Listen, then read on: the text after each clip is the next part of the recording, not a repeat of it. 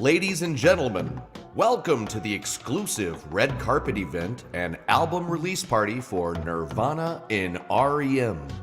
Inspired by the artworks of Fred Stonehouse and starring singer-songwriter Victoria Vox. Here she is now, ladies and gentlemen, Victoria Vox.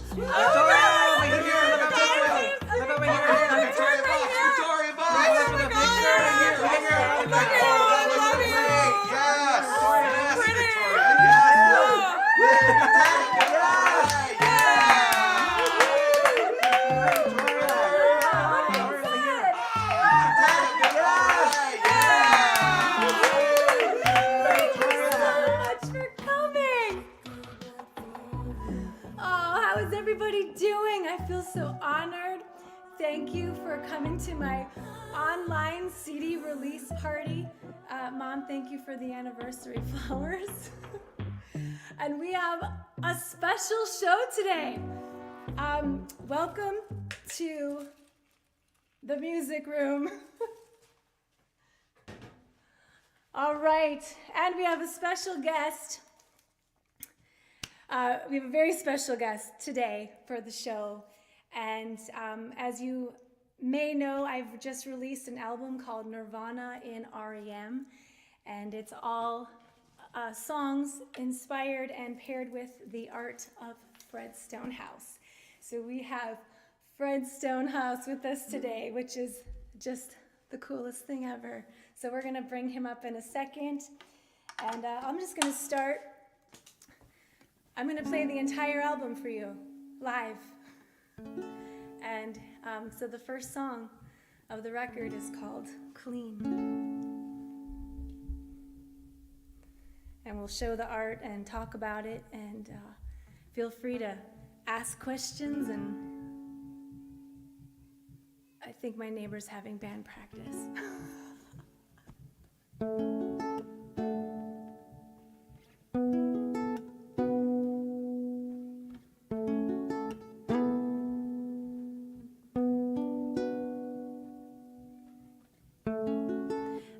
Thinking a lot lately, how all of this has changed me. I'll even admit I was wrong. It doesn't matter what the truth is, the who, why, or what ifs, if we both agree to move on. Can we start clean? I won't let this anger get the better of me.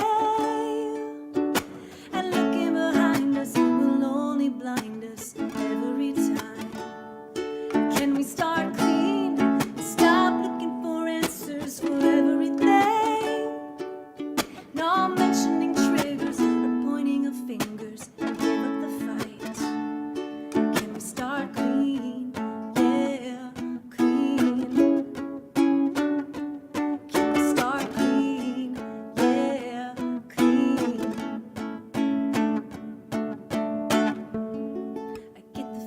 That we tiptoe, but it's time to let go all the pain from yesterday. Deep down I know that I love you and how I want to call you, but I don't know what you say. Can we start clean? I won't let this anger get the better of me. Blind us every time. Can we start clean?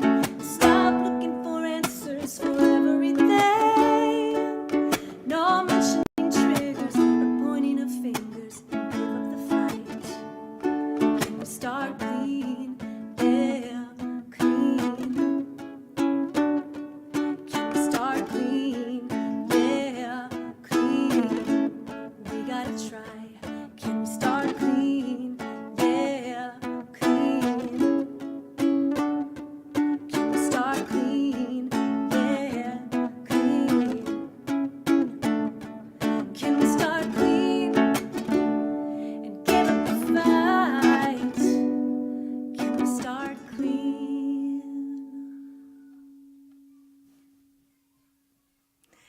Thank you, guys. So I'm about to bring Fred Stonehouse, the brilliant artist behind all of these songs. I am going to be adding him to the stream live now.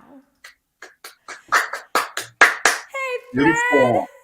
Thank you. Thank you so much. That was wonderful hearing it live, which is how I first heard the first piece based on one of my songs. I heard hearing it live is kind of awesome again.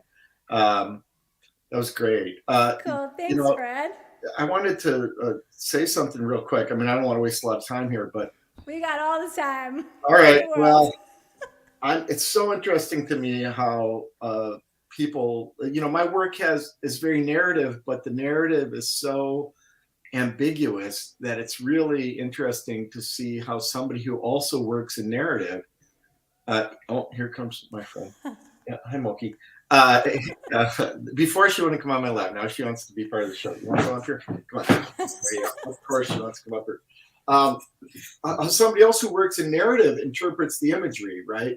So, like for me, that piece, that image, which I don't know, can anybody see it? So, this is from the new album Nirvana in REM. We've got the book, so you'll get it double here. Right. So that image of that sort of strange griffin-like creature, part of the idea with the text of the difficulty of the crossing, which is what it says in that red bar up there, was me thinking about my immigrant grandparents and how difficult it was for them coming from Sicily to this country, but then also thinking about my parents passing and just the difficulty of, it's like the Woody Allen quote, "I'm not afraid of death, I'm afraid of dying." Like dying, and I've heard people say dying is hard work, and when you watch it, you realize how difficult it is, and it just made me think of the sort of cycle of them coming to this country, the difficulty that my family started with, all immigrants, and then the difficulties of them dying. My grandparents didn't have it easy dying, and neither did my parents. So I don't know. That's what it was about for me. That's really cool. I don't think I knew that. Yeah, we didn't talk about that one. That was just one of those. That's why I think it's really great. Like, if the narrative is ambiguous enough, the imagery is open enough. I love the fact that it allows space for people to recognize something else, right? Like that's the goal. Is if it communicates anything. I'm not so interested in communicating my literal ideas as much as I am about creating a sort of evocative, open narrative that triggers something in other people, that they or some recognition of their own story, that it's a suggestive enough imagery that other narratives can find space in there somewhere. That's so cool. Other ones we talked about very specifically. So because I was looking at that piece and I saw the griffin, and I saw him as looking back with a tear in his eye, as kind of like the crossing of how do you get from point A to point B, and kind of being a song about forgiveness. Right. And it was also around the time of the insurrection with the Reffitt family, where the father, Guy Reffitt, had threatened to kill his children if they would turn him into the FBI. Oh, right. And I'm thinking, like, the difficulties of the crossing, like how do we move past that?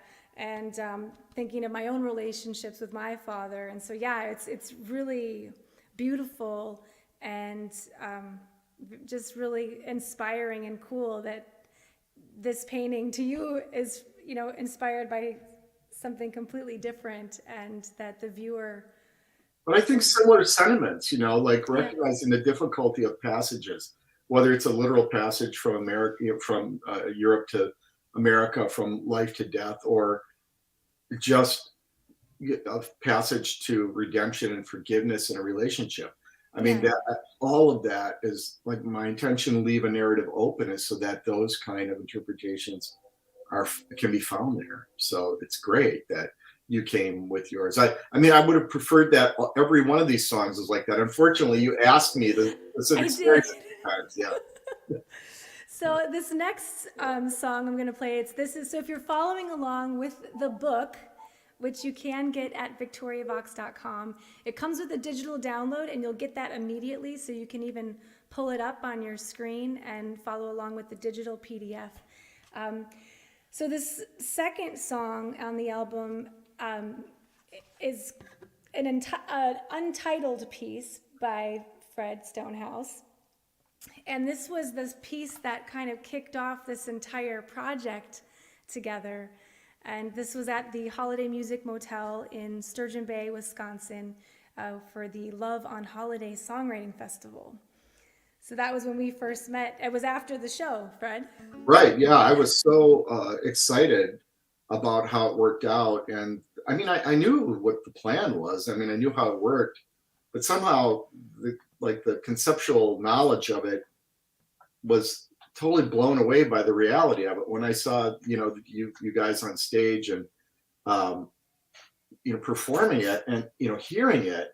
And I just thought it was this really magical interpretation, really moody, sort of exotic. I mean, it was like tapped emotionally into exactly the way I would want to feel, or I would hope for people to feel when they're looking at that painting. I just felt like that parallel was so spot on. And it was, you guys were just randomly getting images and you happened to spin the bottle and get that one. Complete chance. Complete chance. It was total serendipity. And then, of course, I was so excited about it afterwards that when I introduced myself to you, when I realized you were the songwriter, I was like, oh my God, if you ever want to do anything like that again, I would love to do a thing and maybe do a book. And I had all these big ideas, like how we'll do this and we'll do that. And you were like, cool. And I thought, I'm never going to hear about this again. And then you just did it. You ran off and you just took it and ran with it. And I made just did it. It did take about 2 years. Yeah, well, like I'm a painter, so everything takes 2 years, it seems like. So, but the truth is I did nothing. I just provided images. You went shopping on my Instagram and various places and picked out images. We had some conversations, but you did all the heavy lifting. I was like the silent partner. I was just, in the background. So, but it was wonderful to watch it unfold and see the songs being written as they were written and getting. I would send you demos along the way saying, right, this is demos. what I did today. Yeah, right. And it was so great to watch that, and really rewarding for me to see somebody actually, another creative person, another artist get really excited and make a completely different form of art inspired by the art that I make. I mean, it is like in a way, even though I wasn't working at all, really, it was like a collaboration. It was certainly a spiritual collaboration, I feel like there was a connection made.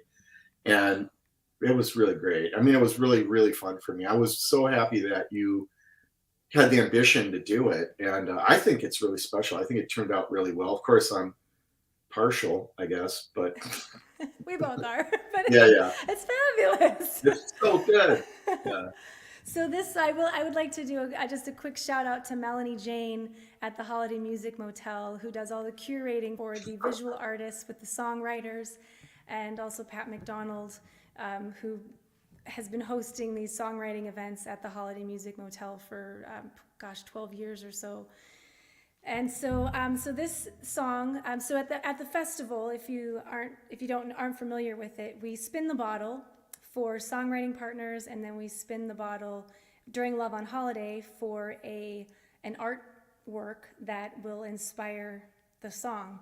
And so I randomly spun Maxwell Toft, who was a banjo player, and then we randomly spun Fred's artwork, Untitled, with the deer, with the cross, the stag with the heart between its antlers. And which saint is it? Is it Saint Eustace? Saint Eustace, yeah. It's the same image from the Jägermeister bottle, but it's based on Saint Eustace, who is the patron saint of the hunt. Yes. The quest. Right. Yeah, so I think we did kind of look into it a little bit. Like we did see something about that it was in kind of a take on the logo from the Jägermeister bottle, and but that quest for faith, and that he was a huntsman.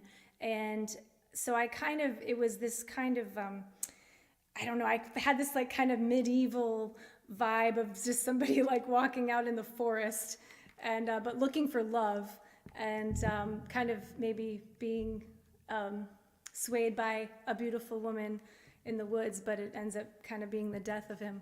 Uh, so I'm going to play Quest for Love, and we're going to bring you back, Fred, in after this song, okay? All right. And people like your dog. Oh, that's nice. We'll see you in a minute. All right. How cool is this, guys? It's like I get to bring Fred in and out whenever I want. This is awesome. So this song I'm going to play, this is the second track on the record, and I actually wrote this song using the U-bass, and I've got a little bit of the backing track from the record, so Jack is on banjo, and I'd like to thank Leilani Diaz and Andrea Witkins, also from the Holiday Music Motel, for singing backing vocals on this track. Here we go.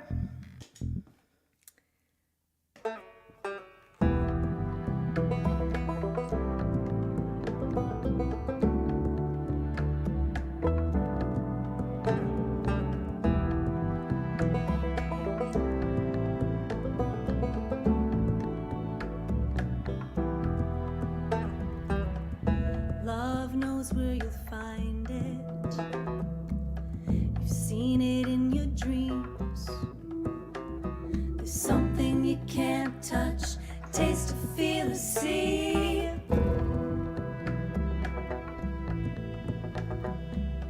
Salvation is waiting with fire you've never known. Such a vulnerable hunter, so sacred and alone. Quest for love, will it ever be enough? Is it the drug that saves you? Quest for love, will it ever be enough? And be the drug that tames you.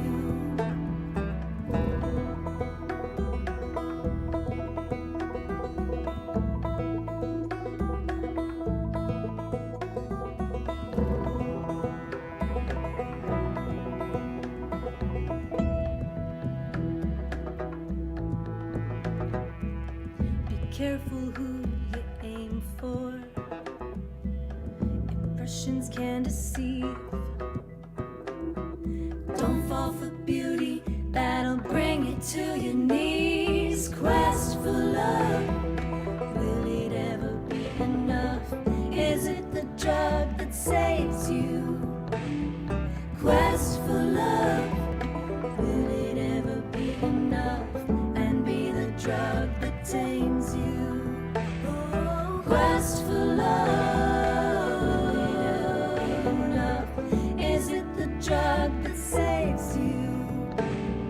Quest for love, will it ever be enough? And be the drug that tames you.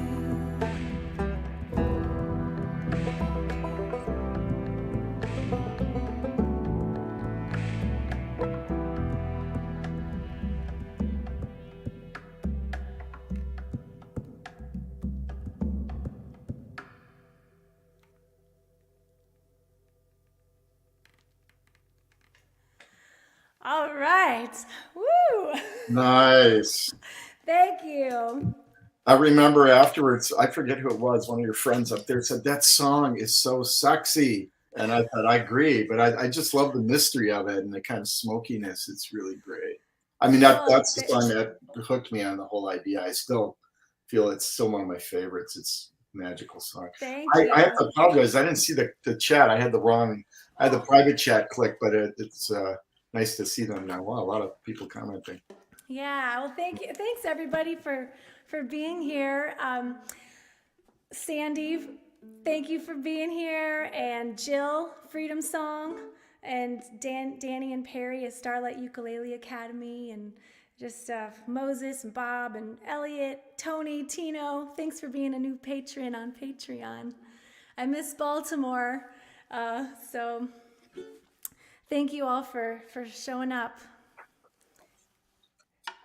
So, yeah, that was Jen mentioned that she loves Jack's banjo. I mean, that was one of the things that I really loved, is that how exotic the banjo sounds on there. It does not sound like the kind of happy, folky instrument that it typically does. It sounds very exotic. Yeah, and that was actually a kind of a product of the spin. So Max Siltoff had a banjo, and then obviously I have a ukulele, but it's like we needed some low end, so I'm like, well, I'll play the bass. So it's kind of like banjo, bass, and drums, and that was like the trio. Right. And so that definitely kind of pointed us into a direction musically of with the banjo, and I loved the banjo in that song and kind of the parts that we came up with Maxwell to play. So Jack just kind of did the same thing Maxwell did on that first recording from the hotel. We did a good job. Yeah. All right, so this third one is a co-write from a couple other writers from the Holiday Music Motel, Andrea Whitkins and James Hall. And this song was, I think, one of the later songs I wrote for this album. It probably maybe written about a year ago. And the song is called Easy Money, and I'm going to send this one out to Jill because I know she's been asking me to play this one on the internets. And it kind of, it first was inspired solely by this piece called Your Specific Problem. And I do remember calling Fred and asking, this is one we did talk about, and I said, yeah, what's that all what's about? going on here? Well, it's one of those essential problems in life that people have. Is the essential problem is, for artists often, is how do you maintain your integrity? How do you make money? How do you not sell out? How do you not take the easy money? I'm going to be 62 this summer. It's a question I still think about. But I specifically said your essential problem, not my essential problem, because I think it is a sort of a problem for the world. But it's that great crisis between, like, money is not meaning, meaning is meaning, and money's just money. But I get that it's essential, so it's the conundrum that we all face. But it's still fascinating to me. I love the fact that I've also been called by some of my colleagues at the university the voice of crass commercialism, because I'm super practical about that part of things, right? But at the same time, I somehow I feel like I've never had to compromise one bit. I mean, I suppose if you look at my work, you can imagine that it's like, well, this is not somebody who's trying to please anybody, especially. But that said, I do what I can to be practical. So it's just an interesting problem, the notion of money and art and meaning and fulfillment in your life and communication and reaching an audience and touching people. I mean, so all of these songs have this great capacity to hit on big ideas, I feel like bigger notions. They're not, every one of these songs is pretty deep. And I love that because I think about my work that way. Even when it's at its most kind of up and fun, there's some pretty deep stuff going on there. So I love looking at all your art and the stuff you continue to post on Instagram. Like, oh, that's a cool one. Oh, that's like every day. It's like, there's another cool one. Yeah, I'm always making stuff. It's a disease. That's awesome. So I wrote this song with Andrea and James over a Zoom songwriting session. And after, and I think because I was looking through your Instagram, photos of artworks for basically a full year of just kind of scanning, and I would just let whatever, if I was inspired by something or if something gave me a lyric idea or a musical idea. So I had a lot of your images kind of in my head, especially towards the end of the album, where songs necessarily weren't just inspired by one piece. There were several pieces involved. I think up to 5 pieces for a song, maybe even 6. And so there's 20 artworks in this book. And so this was a piece, I think I might have even come across it after we wrote it, and it was called Milk and Honey. And it was just so cool because that was the lyric in the song. And so I ended up throwing that one in the book as well. And this is a picture of my ukulele in Fred's studio with all the paint. My happy mess. So I'm going to play Easy Money, and we'll see Fred back in a second. See ya. All right. How's everybody doing? I hope everyone's good and happy, and it's wonderful to be back on the internet. Hey, and this is Easy Money.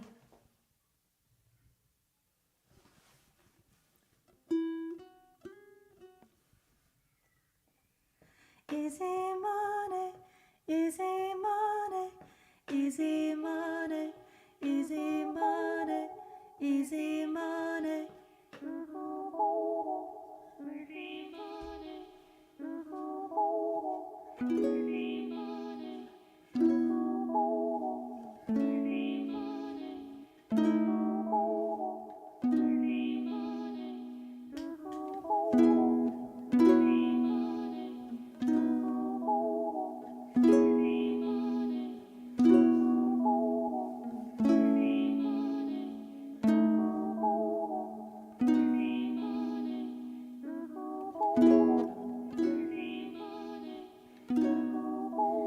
Ticking of the clock complicates the heart, but you will never catch me running. Tempted by the shine and rattle of the coin, I am God in an animal body. The spirit of the sky complicates the part in the land of milk and honey. I would rather suffer than be chained to gold. I don't want your easy money.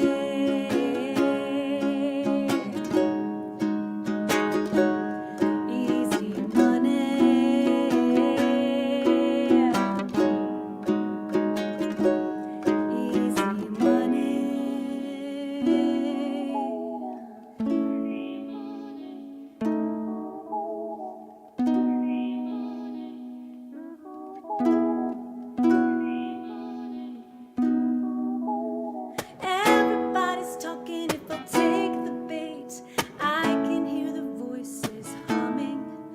I'm managing a smile for my inner child. He thinks I've got a good thing coming. Deep-pocketed investors want to buy you out, even if their hands get bloody. Caught in the dilemma that nothing comes for free. I don't want your easy money.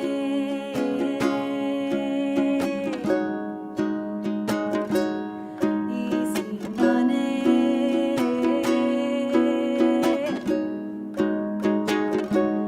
Easy money.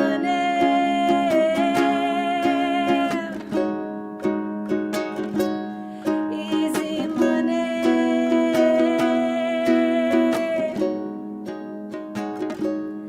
Easy money.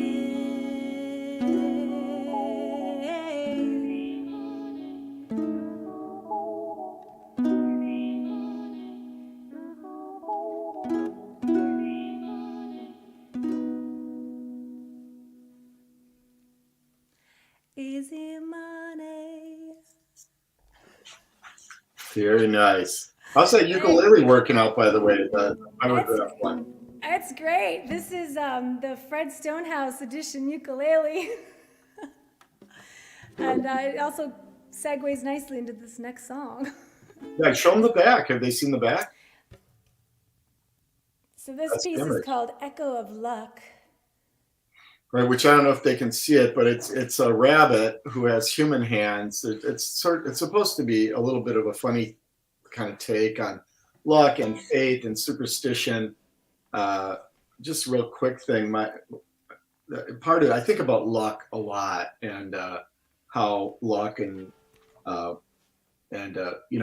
little luck really maybe has to do with things. But I'm a big believer in luck and fate and maybe divine intervention and the fact that nothing is really random. But uh, I remember, I think I've told you this. My mother wrote a note for me when I graduated from college that said, uh, Freddie, remember that if you work very hard and you're very lucky, someday you might be successful.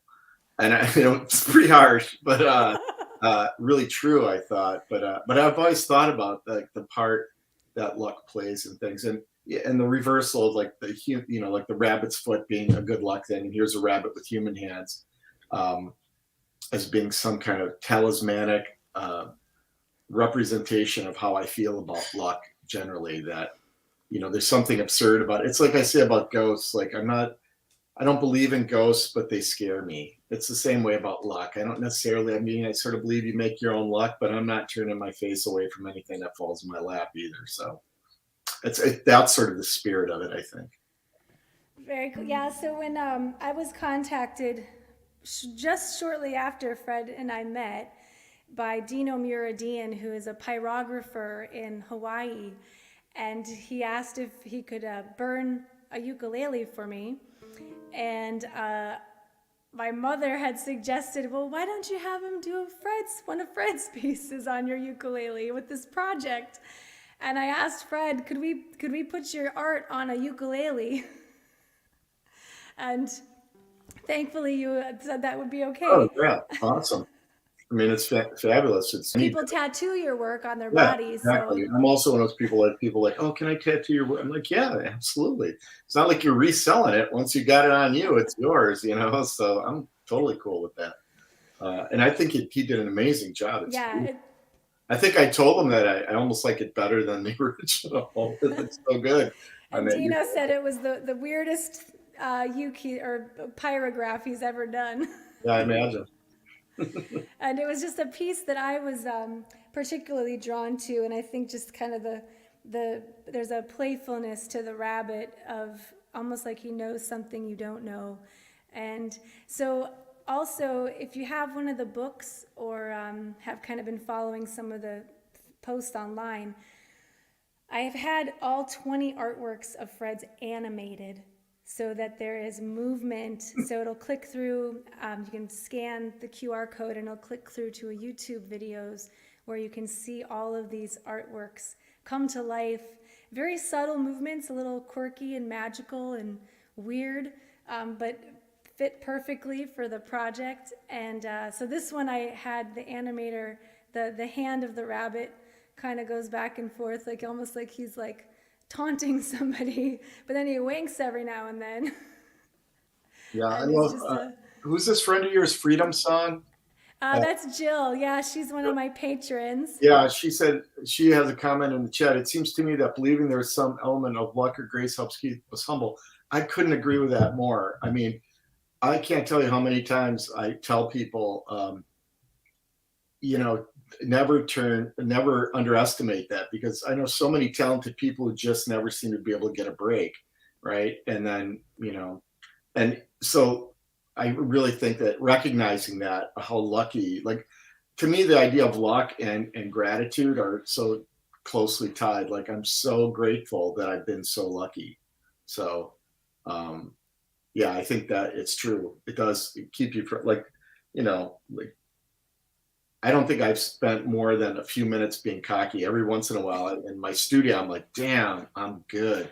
And it lasts for about 10 seconds. That's like, oh, stop it.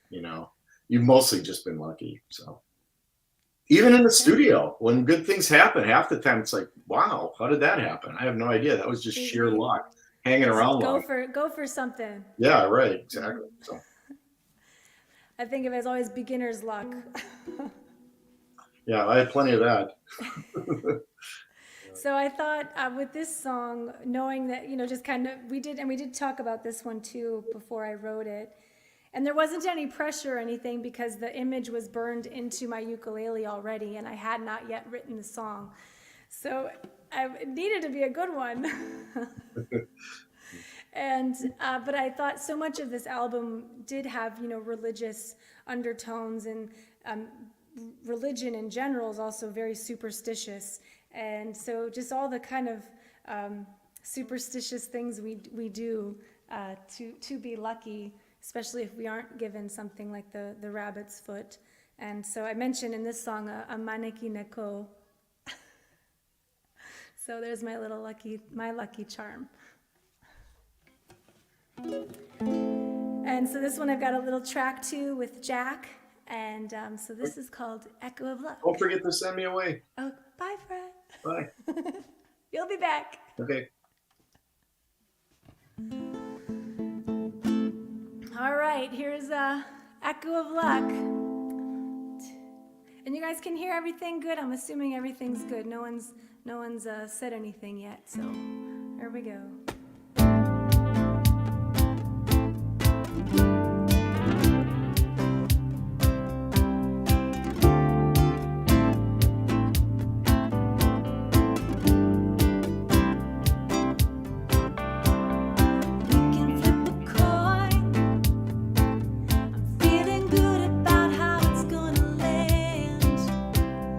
Element of chance left to a rabbit with you.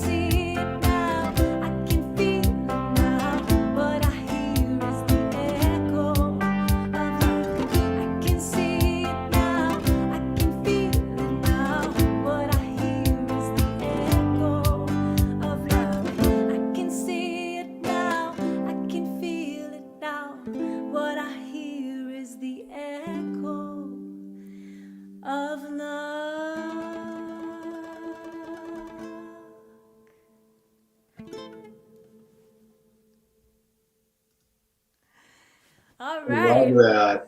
I love that. It's, for me, that's one of the most hopeful songs, maybe the most hopeful song on the whole record. I mean, I think they all have elements of that, but that's sort of the happiest song for me. It's the feel good Yeah, driving that's the feel song. good, right? It's the driving song. You know, I feel also like it's just so beautifully crafted. Like there's just not that, I mean, the whole album's beautifully crafted, but I just, every move in that, and I'm not a musician, so I don't even know what I'm talking about, but it just feels like there's not a false note. It really feels great. I love that Oh, song. thank you. Yeah, that was kind of the jam. It's like a four chord jam, Yeah, yeah. and but this one, that was an interesting song because that was one I wrote solely. There's a few that I wrote only on the ukulele. This next song, Silent Song, is one of those as well. But Echo of Luck was one I was just, just jamming on the uke and coming up with the chorus. And so when I was recording the album, and after having written some songs using samples and kind of using this different kind of production in Pro Tools, having to kind of reverse engineer Echo of Luck to fit the album at that point. And so I found some, like a zither sample and some trombones, and just kind of made it a little fun and weirder than just like an acoustic pop song. But it was It's fun great. to I fun just, to you know what, record. because of course I had all your CDs before this and knew them all before the album. To hear just the level of invention that's going on here. I mean, I don't know how much fun that was for you, but it seems like it was a lot of fun just to be making stuff up, like figuring it out as you went along. And Yeah, some new technology for you too, right? The looper is not something you worked with a lot in the past, right? I did some of it, but yeah, to this extent, this is kind of a mix of, like we're gonna hear in the next song, again, some of the tracks from the album. And so it's kind of a mix of live looping, and then some is kind of using the vibe from the album. So it's a mix of stuff, and so that's kind of what I'm presenting today is a mix of both live and some vibe from the record. But this next one I'd like to shout out for Andrea Whitkins, who has showed up here. Andrea Whitkins is an amazing vocalist and really came to the rescue on this project. We're basically getting ready to start mixing, and I still had 3 songs yet to write, but needed some more vocals, and Andrea, at the drop of a hat, was available and willing to sing some backing vocals, which turned into these lush vocal arrangements, and really, to me, it kind of transformed the sound of the record and made it just very kind of magical. So thank you, Andrea, for that. And so this is the limited edition copy of the book. It's all fancy and gold. There we go. There's the camera. And so this song.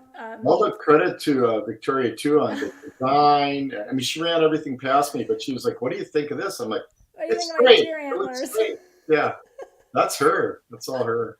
She's got a bad. Well, she comes from an art family, so no surprise that there's some graphic design ability there. Everything I know, I learned from my mother. I will say that. But basically, the art took so long from the time I got the quote to, I didn't tell you this, Fred, but from the time I got the quote to the time I was actually ready with all the artwork, the price had gone up. I imagine. Supply chain, right? Yeah. Yeah. I was like, God, if I had finished a week earlier, I might have been Save a little scot-free. money. So this is Silent Song. Now, this backstory is a little complicated. We talked at length about. I told a lot of stories about this. I'll just give the short version. No, yeah. I grew up in a family. My mother was deaf, and I grew up in a family of deaf people. 5 of 7 siblings in my mother's family, Sicilian immigrant family, were deaf. There's all sorts of theories about why so many of the kids were deaf, but that's a longer story. But for me, language and getting together with them, we used to go to my grandmother's house every Sunday, and the whole family would be there, and there would be these conversations where they were all lip readers, but they would make these the profoundly deaf people in the family would have these sort of involuntary sounds that would come out when they were lip reading. They were essentially silent conversations, but there was a kind of musicality of sort of, we used to call my one uncle, who was the most notorious offender in this regard, Uncle Beeps, because he was like always making these strange beeping sounds. So they were just like bits of words coming out. But the notion that for me, like language was visual, because I was so used to seeing words. And that's why there's so many words in the work, I think, so much language in the work, like the idea of, and also the idea that I played with language a lot, because my mother could hear enough that if you were speaking in the right key and you said things enough different ways, she could eventually understand what you were saying. Somewhere between hearing you and parts of you and piecing together, reading your lips, she was pretty good. I mean, she was very smart. She was really good at picking up on those things. But she, interestingly, she also loved music, though I think she could only feel it, really. Like, so she loved anything with like a thumping bass going on. It was something she would, and she loved dancing, which is something that she did not pass on to most of the rest of the family. We all stink at it. But anyway, interesting that somebody who's pretty profoundly deaf would love music. So that's, I mean, it's a very, we had long conversations about what it was like being in that family, but that was the inspiration for that piece for Silent Song. And then also, your mother, do you mind talking a little bit about her Aunt Rosalie? Oh, right. Oh, yeah. Well? That's another story. So well, we all sort of have another versions of the story, but can I tell the story? Do I have time to tell the story? Please, yeah. So my mother was named after her Aunt Rosalie, which was her great aunt. And in the tradition of my family, this is a story I was told growing up. They used to love to get together. All the women primarily were the storytellers in the family. So the women would all get together on the weekends. They had this big scary house on the east side of Milwaukee in the Third Ward. It was sort of like an old mansion. It had a hitching post still out front, so it dates to the 1800s. But it was a little ramshackle by the time my grandparents and my mother lived there as a child. When they had it, they weren't a wealthy family, so the neighborhood had already kind of fallen on hard times and changed. It had become a real immigrant neighborhood, and its sort of glory days were gone. But anyway, in this big old house, they had taken in my grandmother's aunt Rosalie, who was a widower, and she had psychic powers. And the story was that she had the ability to foretell other people's death. Now she didn't do it consciously. Apparently, she would sort of go into a trance. She used to sit in the front window of the house, apparently always dressed in black, because she was mourning the death of her husband for the rest of her life. I guess that was the traditional thing. So she had this long white hair, dressed in black, sitting in the front window, because she was a pretty old lady.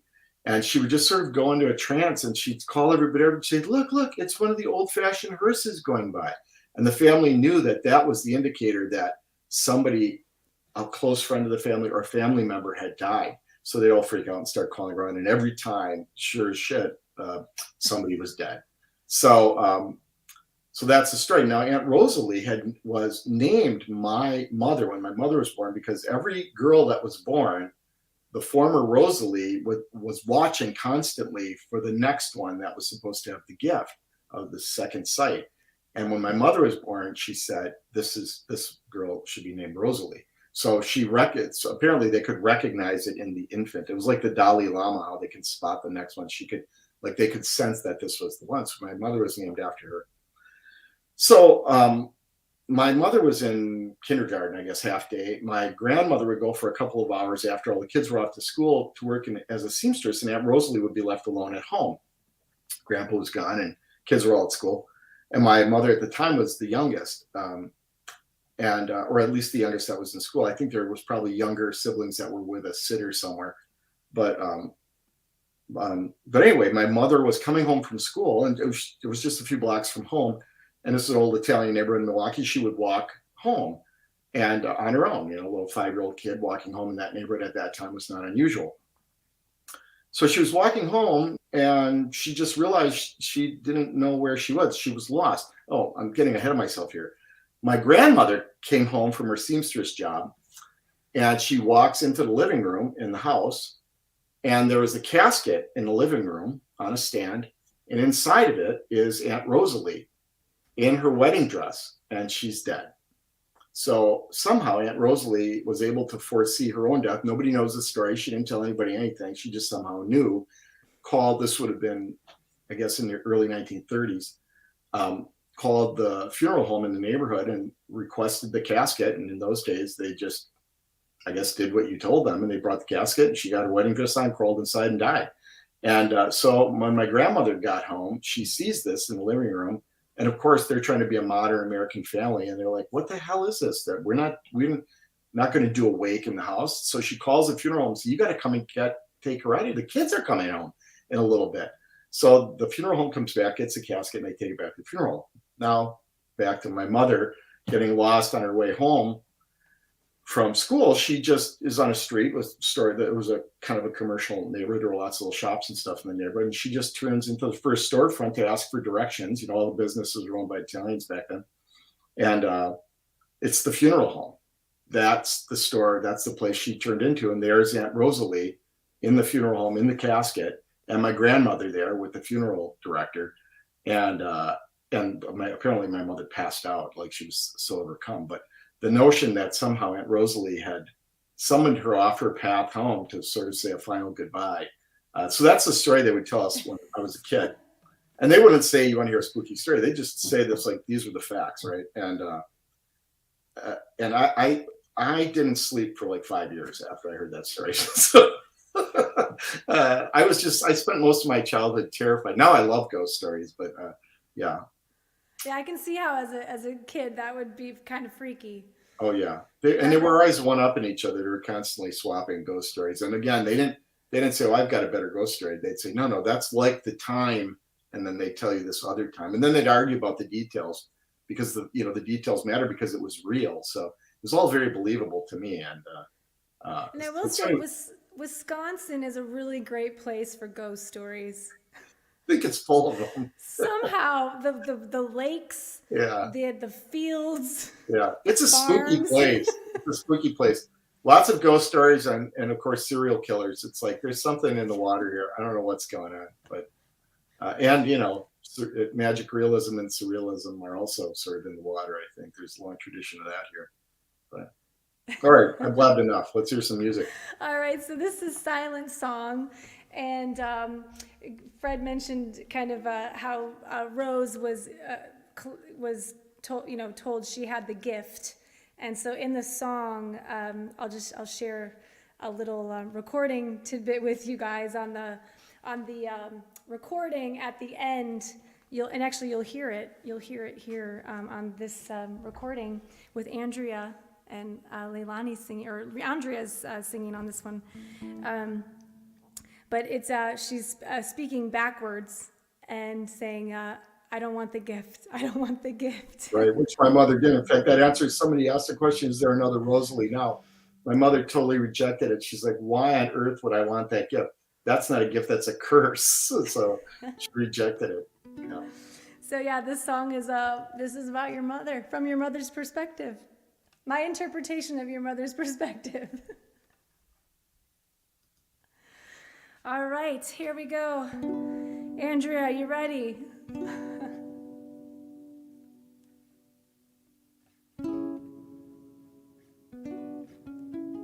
Yep.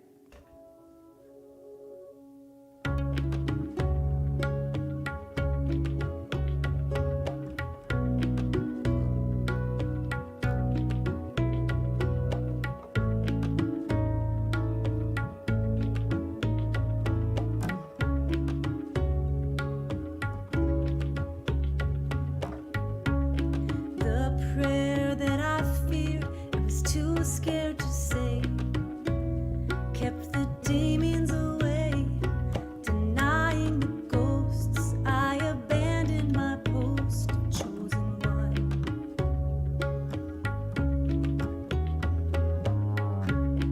I hid, but the voice always found me, like some bizarre dream, speaking with eyes, internal cries calling out. This is my silent song.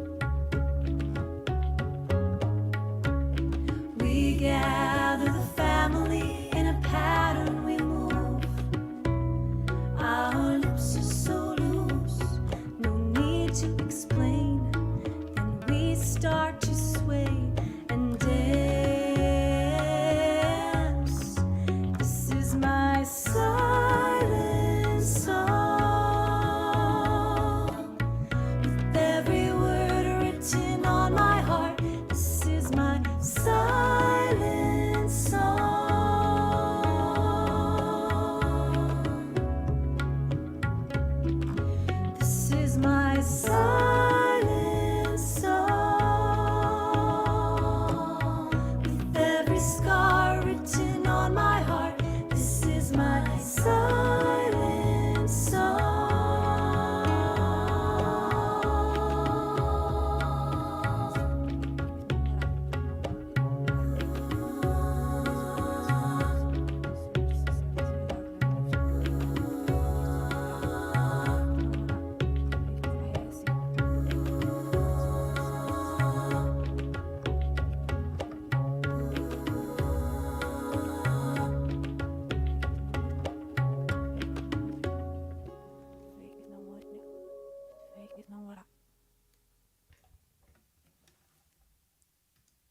Yeah, that's so haunting. That's a I love that that one one. really is close to me.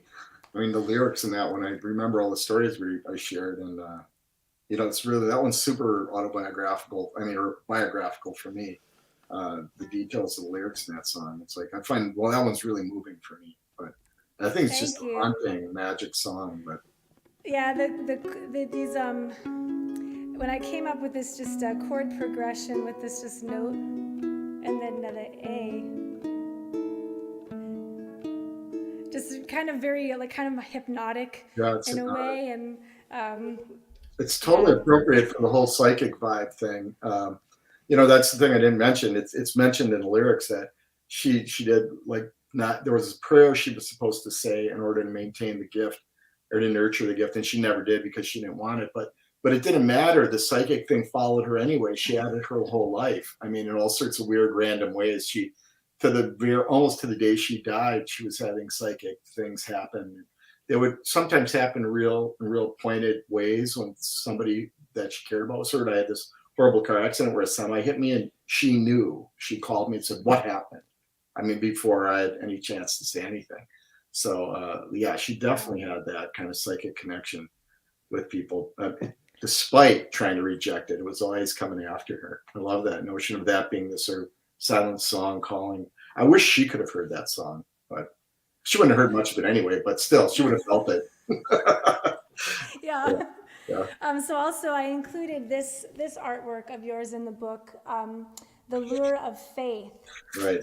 And I felt that one kind of also with the kind of that religion, but then the superstitions and the psychic ability, like just kind of being drawn to that. I mean, And the title is The Lure of Faith, but on the painting it says The Hypnotic Lure. Hypnotic Lure of Faith, yes. It's sort of a long title. I usually shorten them, but in the painting it's important that it be this.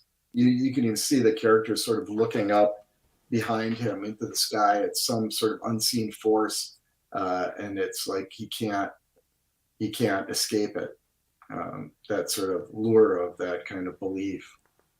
So in this animation, I had the donkey tongue come in and out, and the eggs are floating, and the hands are kind of moving. Yeah, some of them are really subtle. It's Yeah. like you're like at first like, what's happening? Am I having a stroke? Yeah. It's great though. So this next song is the only, I wouldn't say the only song that was written before the album, but this was the only song that was written a really long time ago.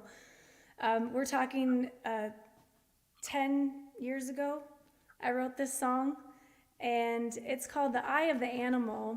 And so I liked this piece of Remember After I'm Gone, of kind of, I look at it as kind of like nature, remember after I'm gone. But what happened is I saw this artwork called 21 Tears, and I immediately thought of my song, Eye of the Animal, and so much sorrow and just the tears flowing out of the deer's eyes, and grabbing onto the trees and the water rising. And I was like, oh my gosh, this is my song. And I had never released Eye of the Animal. I always loved that song. And so I was so happy to have that orphan song finally land in a family with such wonderful other songs. That's perfectly, I think. So I don't know if there's anything you want to say about this piece, Fred, or? Well, I mean, that one's sort of a little bit maybe obvious for me in that the whole sense of sort of impending disaster. I mean, I'm always combining humans and animals because of the sort of, I don't know, the connection I feel spiritually with nature. Even though I grew up as a city kid, I always felt this magical draw towards animals and nature. And, this rising floodwaters and the sort of, there's this kind of regret or the sort of loss of natural habitat and loss of, I mean, just with technology and what's going on, it's just sort of horrifying. I mean, I grew up in this industrial sort of butthole of Milwaukee, and even there, I had this urge to seek out nature in little cracks in the city. Like Lincoln Creek was like our place where we went to get away from the city. But so even way back then in the 60s, it was clear that industry was sort of destroying nature, even in the middle of this, especially in the middle of the city, but everywhere. So there is a sort of, it's a little bit of a lament, I guess, the images. But the figure is still pretty sturdy, hanging on to those trees there for dear life to just keep from being swept away. And then, like I said, that one's a little obvious for me, and not a bad way. I love that print. In fact, it's interesting that the woman that I made that image with, it's an aquatine and etching, is Teresa James in Chicago. She's a printer and an artist. And when she pulled the final proof off, when all the colors were together, you printed in layers. When she pulled the first complete proof off, she started crying. And I thought it was because of the power of the image. And she said, no, it just never comes together this well on the first try. Oh, So, yeah. But anyway, whatever. she got lucky. She got lucky. Exactly. So this is Eye of the Animal. And as many of you know, I've been a member of 1% for the Planet for, over 10 years now, 11 years, where I give 1% back of everything I make back to environmental nonprofits and climate change and our planet. Care for our planet has always been with me, and I'm very happy to announce that this album is made in America, made in the USA, and doing all the things that I can do. And so even 1% for the Planet, it's on there. There it is. So here is Eye of the Animal, and I've omitted Jack's epic guitar solo from this track, and you will hear mouth trumpet instead.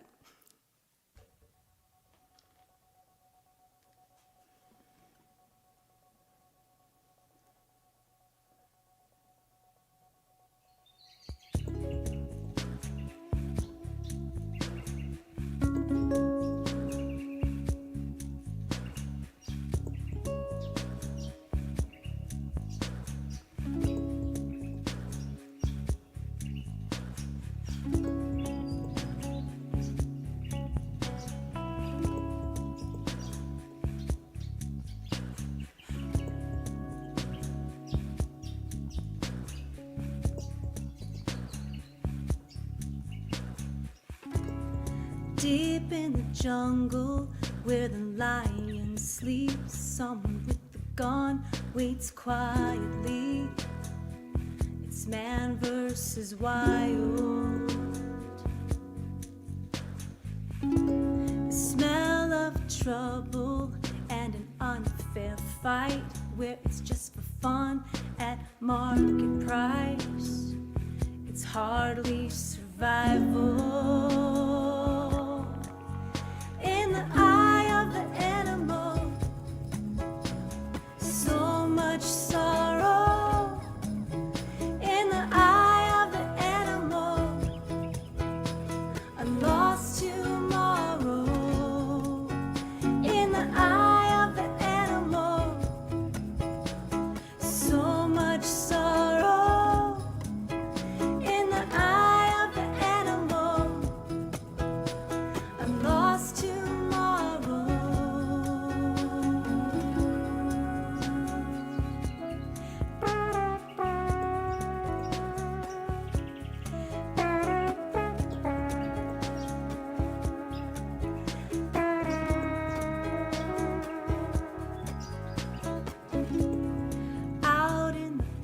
ocean where the dolphin dance. Someone's with the line and a cash advance, but no compassion. In Arctic erosion under global heat, 'cause we crossed the line for our energy. The temperature's rising in the eye of the animal. So much sorrow in the eye of the animal. I'm lost tomorrow in the eye of the animal. So much sorrow in the eye of the animal. I'm lost tomorrow.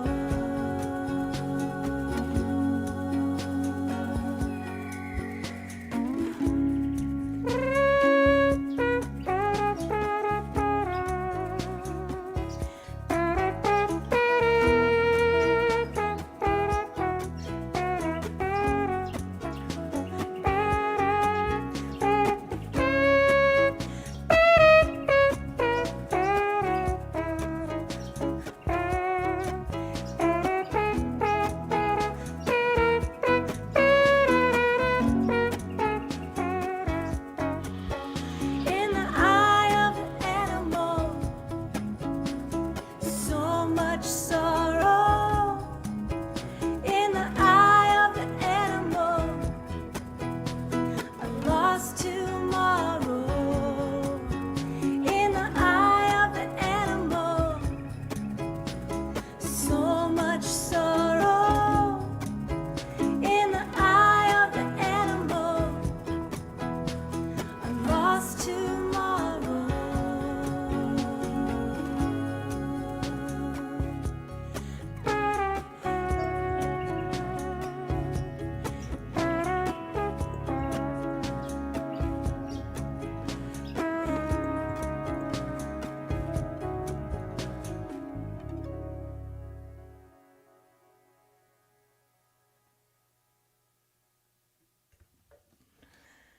Thank you. I will have you know, on the record, I actually played real trumpet on that one. Wow. I love the mouth trumpet on that, though. It's really great. It's super moody mouth trumpet. Yeah. I think it put Moki to sleep. She passed out. I think she likes, oh, no, she don't.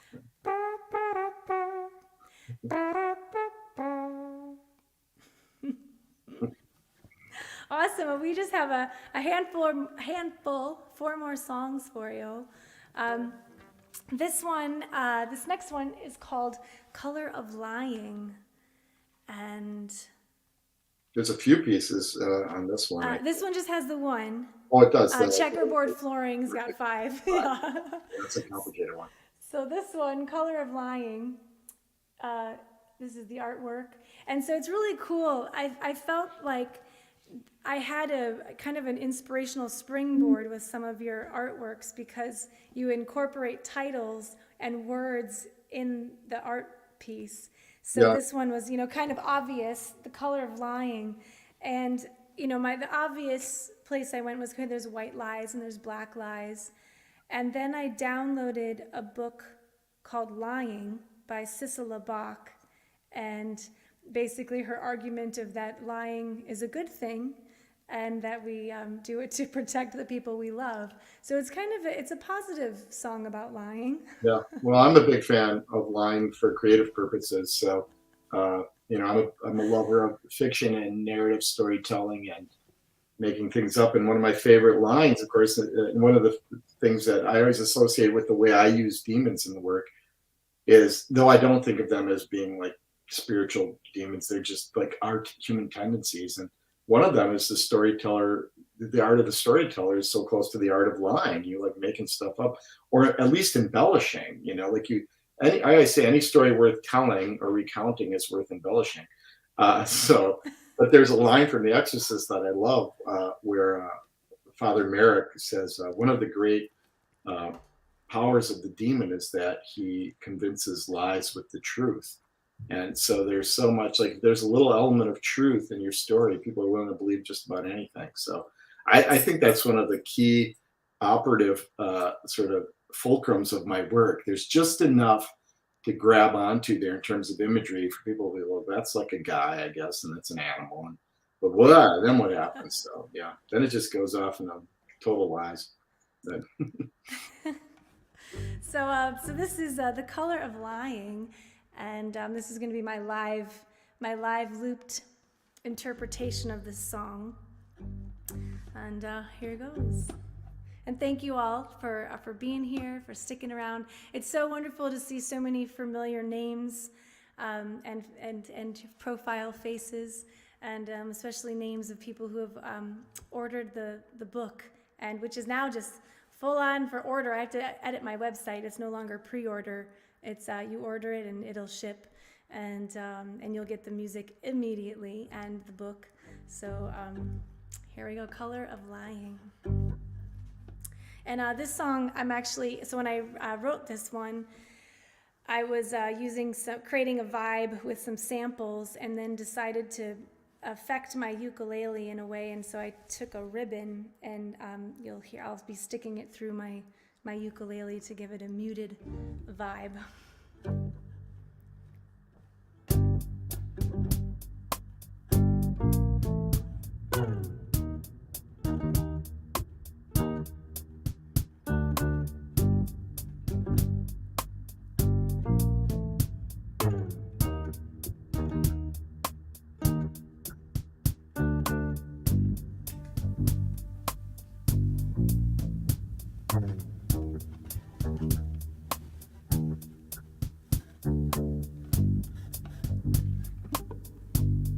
Can't do it too tight though.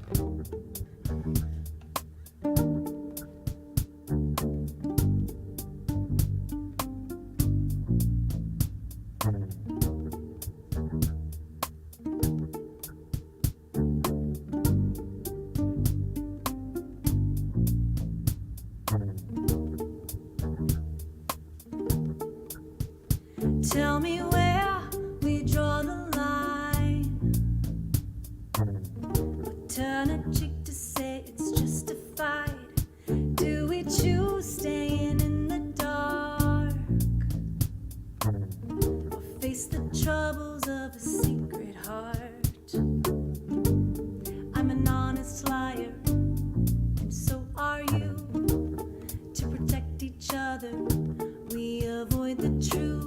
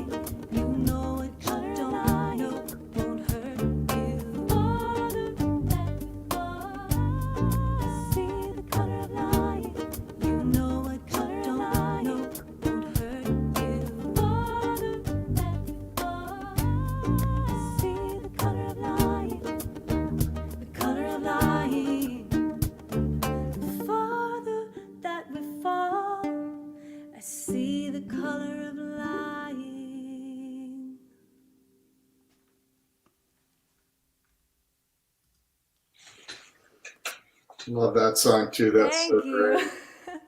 I mean, it starts off sort of sinister, and then it just goes to this beautiful place, like really lyrical. I love it. Thank Great you. lyrics too.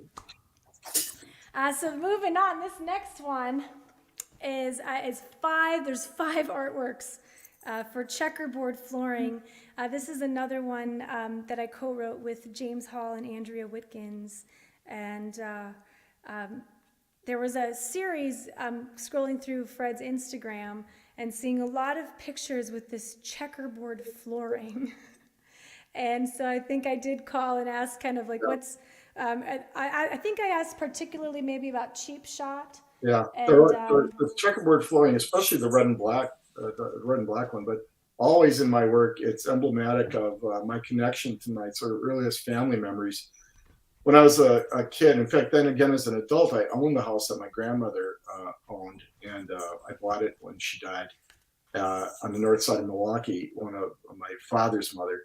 And the recreation room in the basement had this red and black linoleum checkerboard flooring in it, and that space became one of my first studios when I bought the house as a young man. I think I bought the house when I was 21, maybe, and so I didn't have money for a separate studio. So that old rec room was my studio space, and there was something about that. Every time I use it, it's like reconnecting to stories of my childhood and ideas of family.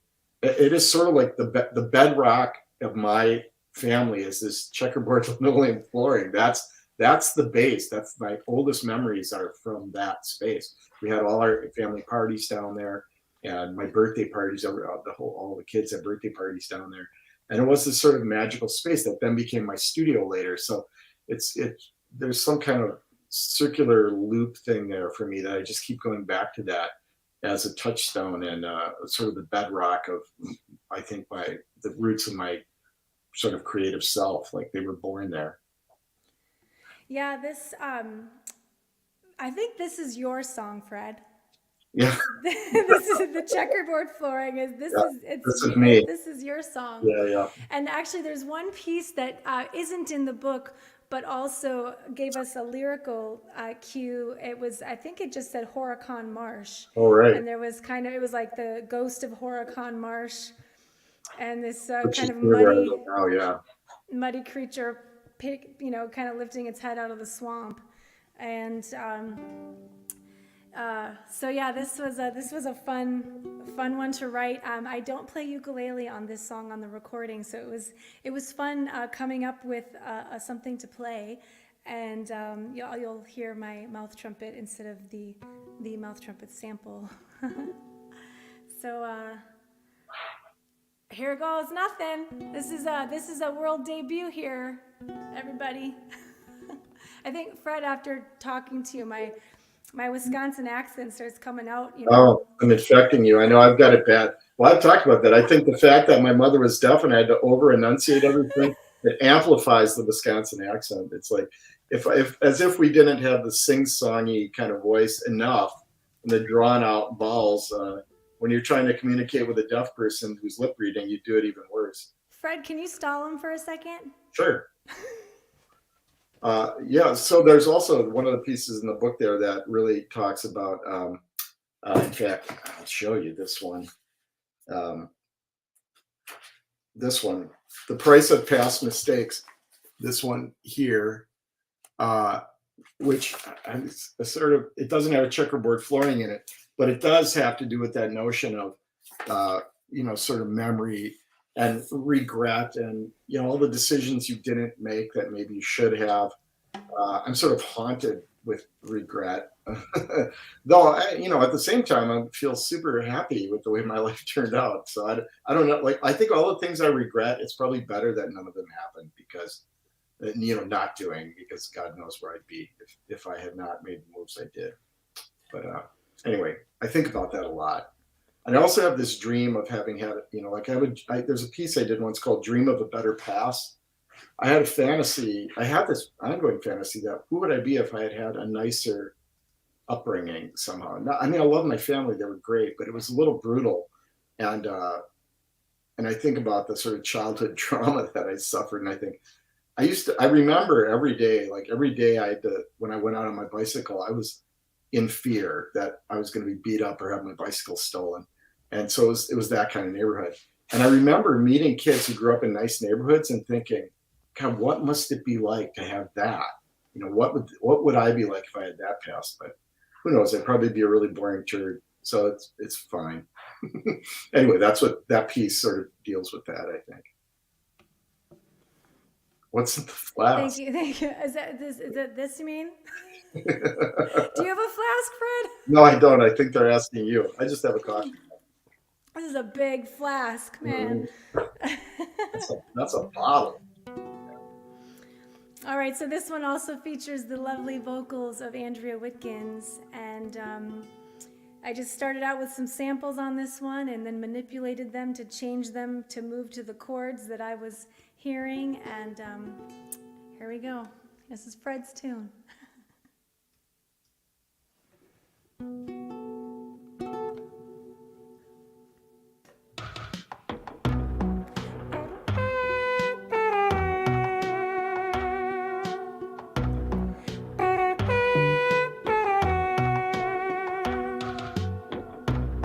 I've had wicked dreams that stain my heart.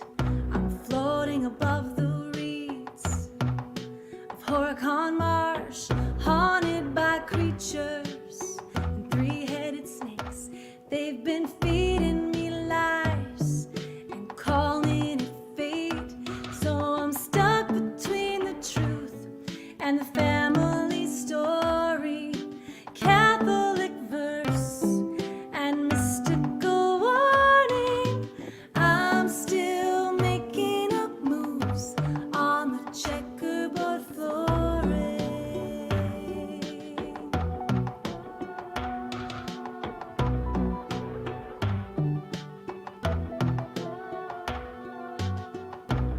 Well, nothing's as it seems when the words fall out. I'm a pawn with the kings and queens. I feel like walking out strange conversations with the devil man while eating the fruit from a foreign land. Now I'm caught between the truth and the family story, Catholic verse and mystical warning. I'm still making up moves on the checkerboard flooring.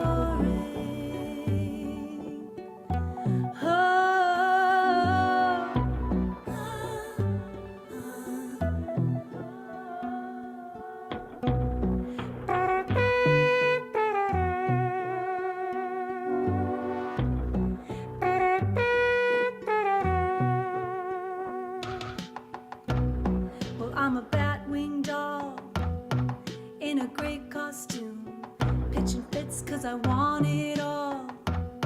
And Daddy's turning blue. He gave me answers, broken and bent, but I'll never know what his words actually meant. Now I'm caught between the truth and the family story, Catholic verse and mystical warning. I'm still making up moves on the checkerboard flooring.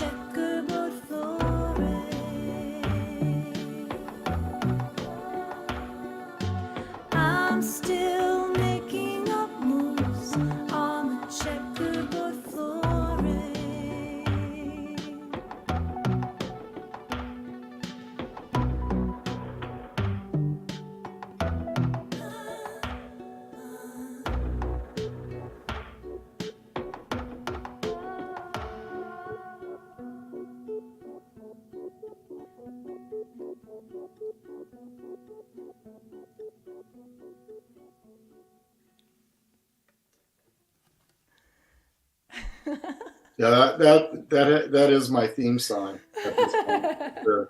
That's the story of what I do. I Yeah, love the metaphor. I guess it's a metaphor, analogy. I don't know. The checkerboard flooring being a place where you work out moves, and like that's such a great analog for the way the creative practice process works for me. Is like just just figuring it out. figuring it out, right? Like piecing it together. Like And that's it where the kind puzzle of, gets played out.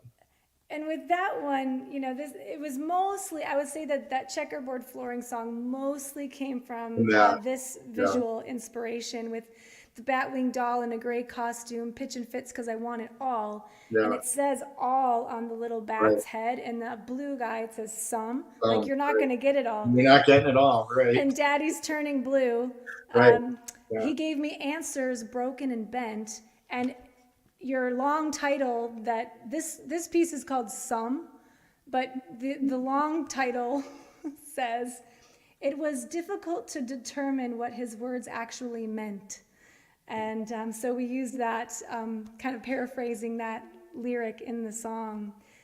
He gave me answers broken and bent, but I'll never know what his words actually meant. But he's also kind of dancing on the floor, so it's Yeah. kind of whether like you're making up moves Moves, yeah. or just figuring it out. Yeah. A little bit of both. I mean, it is a dance, I think. Just processing, like, I mean, I don't know. Not everybody sees their art as processing their life or like an exploration of the self, but I do. I mean, it's complicated. And so, like, the notion that you're in this place where you're constantly trying to figure out what the next best move is just a reality of the way it works for me. Like, what about this? Maybe this will not fail.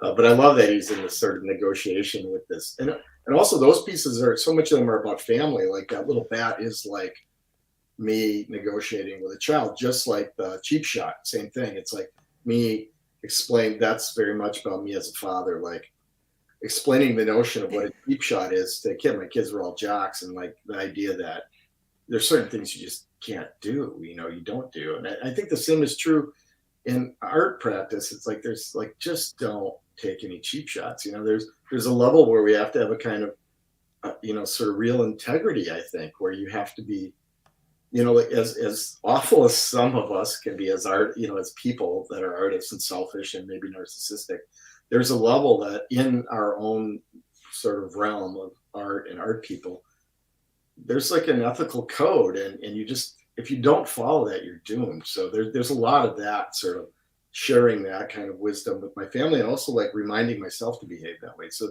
a lot of it is about that kind of psychology, like, who am I as an artist? What am I hoping to accomplish? So anyway, I love that song. It's great. It really is. I think that's really for now. They'll play that at my funeral, I think. Yeah, it's your theme song. Yeah. So this next piece, this is our second to last song in the album. This song I wrote just weeks before meeting Fred, and I think it was just in the very early, just kind of talking about maybe doing this project and how, what artworks I might choose, or whether, how much of, do I just write music to your stuff, or do you also paint music to my songs? And this was just a song that I had sent you. The song is called Think Twice, and I'm so happy that this has made it into this collection of songs. Yeah, I mean, but this was one that you painted a piece right based on after the song, hearing the song. because it was very, like, super meaningful. Oops. For me, because well, we talked about it, the fact that I had my godchild committed suicide when she was 20, and it was very much a reflection of, I mean, it just hit me that for me, it was what that song was about.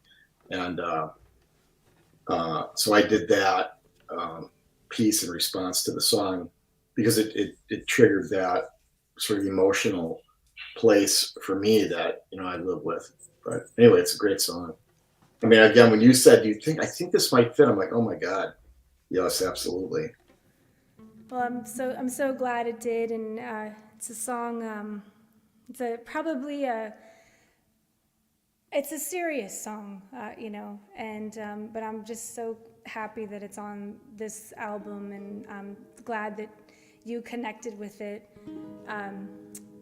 in a way to include it, and making the beautiful, and that was, the lamb was painted on an antique leather book. Yeah, an old ledger book cover. I do that sometimes. The Color of Lying was also on a book. Right, on a book cover, right. Yeah, I mean, so I've always said it's fondness for books as objects, but also some of the literal idea of language being embedded in that as an object. So this is my song called Think Twice, and I actually wrote this on the piano upstairs, and this is it's a personal favorite. I hope I don't mess it up.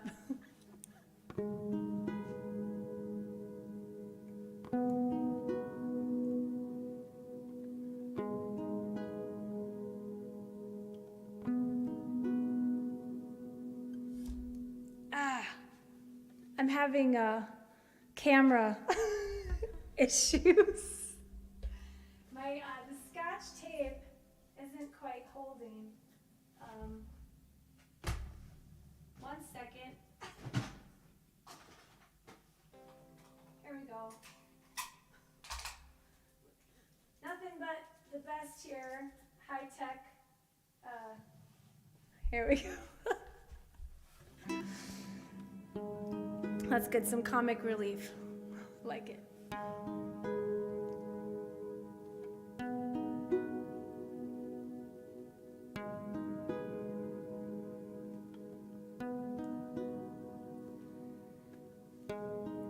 Try me, I can understand. Nobody's perfect, and things don't always go as planned.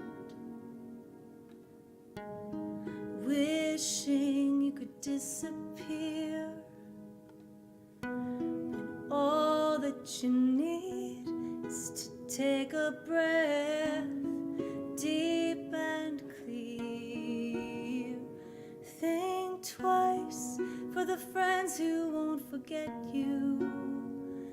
Think twice for your family can't replace you. When you find yourself in the darkest of minds, think twice, because we love you.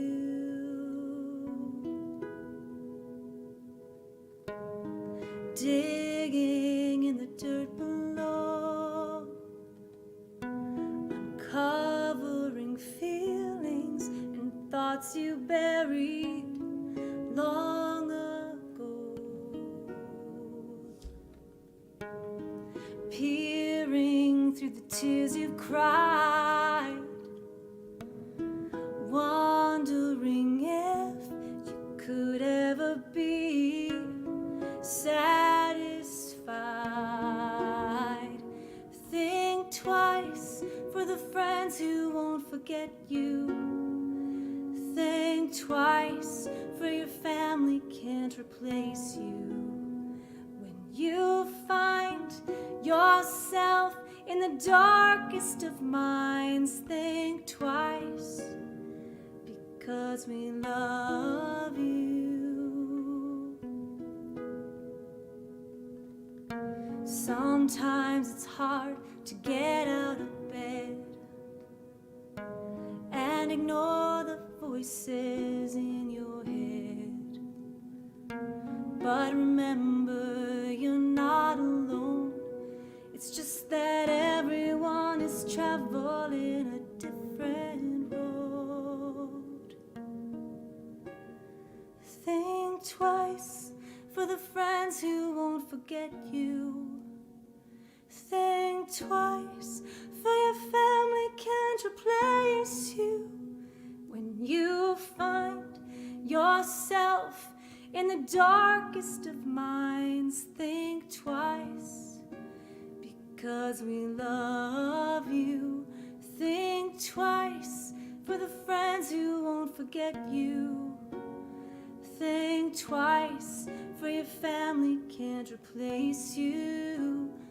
When you find yourself in the darkest of minds, think twice, because we love you. We love you.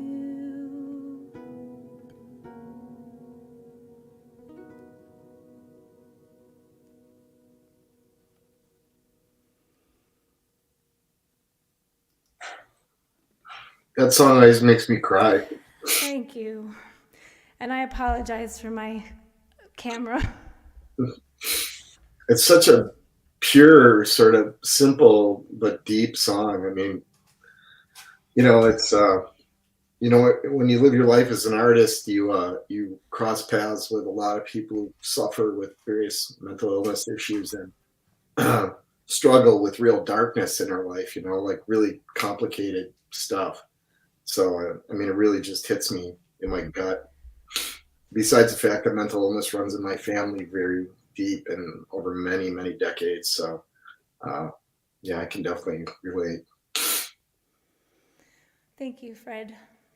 And thanks for making a beautiful artwork for it, too. Oh, it's a really touching song. Again, every time I hear it, I almost skip over it when I play the CD because I know I'm going to cry. So anyway. Well, we got one last song. One last one. And less weepy. This one is kind of like, to me, it makes you feel like you want to start the whole album over again. Mm-hmm. That it's like, that it was maybe all a dream. And so this song is called Floating on Fruit, which always makes me chuckle because it's like, who's going to write a song called Floating on Fruit? But when you see this artwork, one might be inspired to write Floating on Fruit, because here is a deer levitating on a fruit bed. Yeah, pile of fruit. Floating. And so this song, this was actually, I think it was the last song I wrote for the album. So I feel like maybe in my writing, it was kind of like, it was wrapping up the project and kind of just had the overall feeling of that whole album. And it actually, originally I was calling this album, this CD, just, I think it was Stonehouse, maybe just Stonehouse. It would have been Victoria Vox Stonehouse. And it was in the writing of this song in the bridge where the lyrics say Nirvana in REM. And I don't know, I just thought, like, that would make a really cool title. And a couple people have said, like, oh, that's kind of ballsy, like obviously with the bands. Yeah. But no, these are not Nirvana nor REM cover songs. Right, far from it. But just kind of thinking of, and then also there was Garden that mainly inspired this song with the title of Floating on Fruit. And there's a lyric from this little piece here called The Sound of Change. And so in the lyric it says, the sound of change is moving through the trees. And but also these two guys, they're two separate pieces. This one on this page is called Night King. And so I use the character of Night King in the song. And then this is the Clairvoyant's Dream on the other page. And kind of this, the clairvoyant and the nirvana, finding nirvana, and then in that dream state, and maybe in the dreams where this information from elsewhere, how Rosalie knew about, deaths and what was going to happen, and that maybe that came to her while she was sleeping. I love that notion of just, I'm super big fan of dream states and dream logic and how we access things in our dreams. But, there are people who actually really think that this is a real thing, like that state of consciousness that you enter when you're dreaming is connected to other things. You can be more easily connected to other people's minds when you're in that dream state. But There's no proof of any of this exactly, but I love the idea of it. And I secretly believe in all of that sort of mystical connection to everything. That's how we met. I'm convinced of it.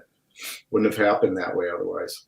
Yeah, and Rachel Ann Warren wrote the liner notes for the album and the book, and just beautifully written, but it kind That's of nice. says there's something she wrote in here that I felt just really collaborative in every dimension, pulsing forward while keeping a tab on the nostalgia of a time gone by. We meet in the fold as if by random, and yet as though we were chosen. So thank you, Fred, for your generosity with your time, your artwork, and Hey, thank you for devoting 2 full years of your life to this crazy idea that I had in a moment of inspiration, and which is like I really had so far exceeded my greatest hopes that what you would do with it, the fact that you're like, yeah, that is a good idea. Like that never happens. Like, I'm always throwing ideas out there. Nobody ever picks them up. It's like, this would be cool. I can't do it. It would be cool if you did all the work. This would be cool if you did all the work. Exactly. And of course, everyone's like, that sounds like a lot of work. I'm not doing that. I'm like, yeah, well, I don't blame you. So the fact that you actually did it is just so amazing to me. And I will say, part that I think that having gone into the pandemic and not playing shows and touring, this album turned out very different than it might have had I just been continuing on the road. And I'm very in some ways I'm thankful to have had the time to record that entire album in this room, like right where I'm standing, into this microphone, and that wouldn't have happened otherwise. So again, like, is it random? Maybe. So thank you so much, Fred. Hey, thank you. I bow down before your art. I'm so thankful. Thank you. And so I'll finish out with this song, Floating on Fruit. And everybody, thank you so much for tuning in, for being a part of the online album release. And I've been talking about this album for so long, and I'm just so happy it's done, and the limited edition books are in my hands. So the limited edition copies are signed by both me and Fred, which is really cool. So, and there's a pocket in the back for the CD. It also comes with a digital download code, and it's just a beautiful piece of art, and thanks to Fred for that. Again, I did very little. So thank you, Fred, and we'll talk again soon. All right. Thanks so much for inviting me tonight, and thanks for all the people who've been making your really generous and lovely comments in the chat. It's nice to see. Thank you, and we'll be in touch. Bye. All right, guys. How cool was that? Fred could join for basically 2 hours hanging out with us. That was really sweet. So this is the last song of the album. Thank you so much for hanging out and listening and supporting the album, whether you stream it or buy it from my website. All your support is much appreciated. All right, here we go. Last one. I hope the camera stays up here.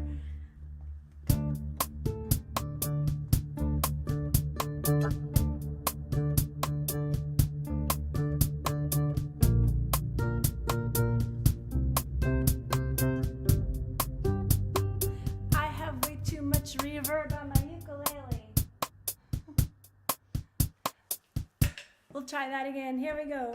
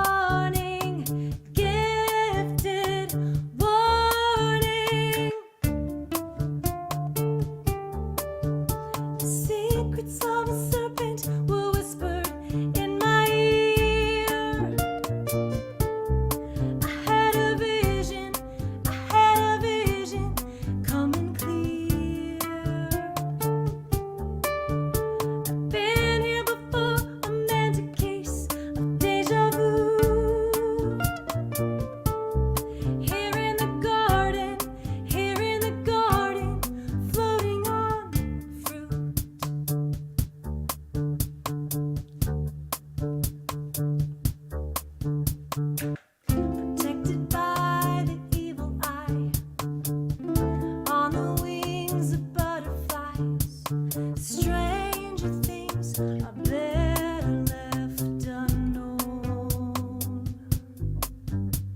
The universe falls out of place in a distant time and space as the future starts to unfold. Sunday morning, gifted warning. Secrets of a serpent were whispered in my ear. I had a vision, coming clear. Been here before, a magic case of deja vu. Here in the garden, floating on fruit.